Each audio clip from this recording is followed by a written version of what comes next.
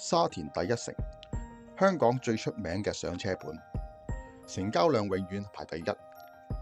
好多人以為買到第一城就等於人生勝利組，以為正對城門河就一定風生水起。但係你知唔知，第一城其實隱藏住一道極度危險嘅破財局？有啲座數你住入去，表面風光，背後就賺粒糖、輸間廠，甚至有人住到家破人亡。今集我會用最真實嘅風水角度，同你拆解第一城嘅真假水局。睇完你就知，你層樓係幫你聚財啊，定係令你日日漏財？要睇第一城，首先要睇城門河。好多師傅話，第一城正面對城門河，水聚天心，一定發啦。錯，水有分真水同假水，有分有情水同無情水。城門河嘅水嘅流向，對於第一城某幾期嚟講，根本就係一把無情刀。我會開估，到底邊幾座真正係食正條水，邊幾座係見財化水？喺風水學上，城門河屬於木城水，直走而無情。第一城近河嘅每一座都係平排面對呢條河嘅，啲水橫過根本入唔到局，兜唔住啲財氣。好風景唔代表好風水。你以為日日望住條河就好舒服，其實財氣就好似倒水落海咁流走晒。更得人驚嘅係，第一城旁邊有條小涌河同城門河交界，形成咗一個三叉水口嘅格局。風水有云，三叉對一房，必會有人亡。呢個位正正就係第一城凶案頻生嘅其中一個風水盲點。2024年正式踏入九運，九子又拔星當令，屬火。第一城嘅地運經歷咗6運、7運、8運呢啲輝煌，嚟到9運，成個格局大洗牌。以前最貴、最搶手嘅座數，依家可能變成最惹是非、最容易退財嘅伏位。九運最講究南水北山，第一城整體正面係面向坐南向北，呢個大格局係九運係旺丁旺財。但係第一城有成52座，每座嘅納氣方向都唔同，有啲座數大門向南，食正九運條水。有啲座數偏偏向住西北，錯收煞水。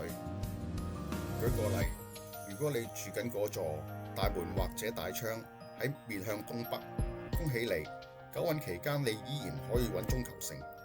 但如果你住喺西北，特別係對正某個路口，咁你就要小心啦，隨時惹上官非或者大病。你或者你身邊嘅朋友係咪準備買第一城？留言話我知你睇中邊一期，我幫你睇睇九運夾唔夾你。風水唔係得個講字，我哋用歷史嚟印證。大家記唔記得幾年前第一城某座發生過一單好轟動嘅新聞？其實如果你睇玄空飛星，當年嗰座嘅飛星流年，正正就係五黃廉貞星飛臨。我分享咗一個真實個案。我有個客幾年前貪平買咗第一城某座嘅低層單位，入伙之後生意一落千丈，老婆仲病埋。我去幫佢睇風水，一入屋就發現佢個單位正正對住城門河嘅反風水，而且大門立錯氣。我叫佢即刻搬，佢唔信，結果半年之後公司執笠。後來佢終於頂唔順，聽我講搬去第一城另外一座，座向完全唔同。短短1年，生意起死回生，仲開咗2間分店添。呢個就係風水嘅威力。住錯方向真係會輸身家。聽完呢個 case， 你仲夠唔夠膽買第一城？不過就算你已經買錯咗，都唔係世界末日。接下來我會教你點樣化解。如果你住緊第一城，或者你準備租第一城，記住呢3個自救方法。第一，如果你個窗對正城門河嘅反弓水，你必須要喺窗台擺放一對開光嘅麒麟，用嚟擋煞。千萬唔好擺植物，因為木會生火，反而會催旺煞氣。第二，九運期間大門向南嘅單位最旺。如果你屋企大門向南，一定要保持門口光猛，可以放一張紅色或者紫色嘅地氈，催旺九子火嘅財氣。第三，今年西北方係病符位，如果你間房或者大門喺西北方，一定掛一個六帝嘅銅錢化解。記住，千祈唔好喺西北方動土或者裝修，否則手尾長。第一城有成52座，每座嘅風水都唔同，一條片根本講唔晒。你住緊嘅嗰座到底係九運嘅聚寶盆，定係破財局？如果你想知道你住緊嗰座，或者準備買嗰座，喺九運嘅風水評分有幾多，會唔會踩進破財局？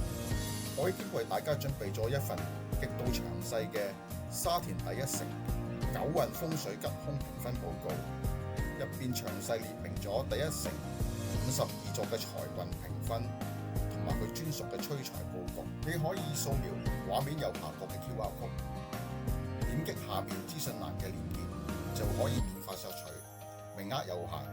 為咗你嘅財運，你即刻去領啦！我哋下集見，拜拜。